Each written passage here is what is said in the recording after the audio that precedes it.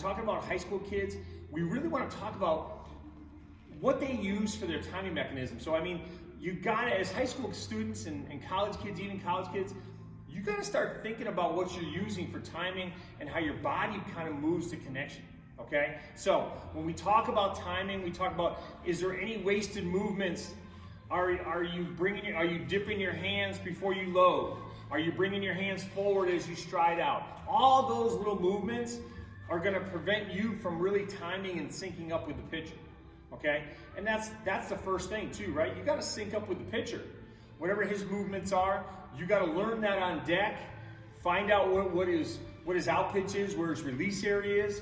Then you can kind of sync up with him in a game. Okay, so the first thing I talk about is 3 different timing mechanisms. Number 1 is staying grounded. So when you're staying grounded, you create a good base. Don't forget, guys, your base is everything, okay? When you get to your down, this is what we call your power position. So if your base is too thin and you have to rush your swing, we call that panic swinging, right? You're not ready to swing at that point. You didn't really sync up and time it well. So when you're grounded, we kind of isolated ourselves. We took out the stride mechanism. So all we have to do at this point is scap, create a corner, and then swing to connection, right? The second thing we like to teach our kids is toe tap. The same thing. I want to tap back halfway. I want to get to my back side. So when I start to stride out, I can stretch my corner, get into my legs. So when I stretch, now when I'm in my down, I can start initiating my ground force, okay? Now I'm in my power position, I'm in the down. Now it's all about syncing up to the pitch. And then thirdly, it's about leg kick. You see a lot of guys leg kicking, okay? Leg kick is an advanced move from toe tap where you're just lifting your leg up. You're creating what we call a lag scenario where when you kick up, you're lagging, and then you're controlling how you stride down. You just don't want to fall forward. You don't want to get heavy on that front side, right? When you stride out, you got to stay back with your weight.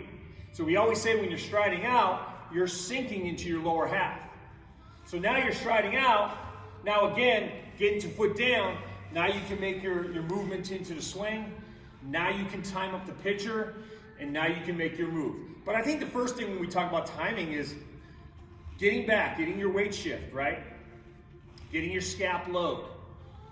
Whatever that means to you, we like to say creating a corner, getting rear leg torsion. And again, we're creating rear leg torsion.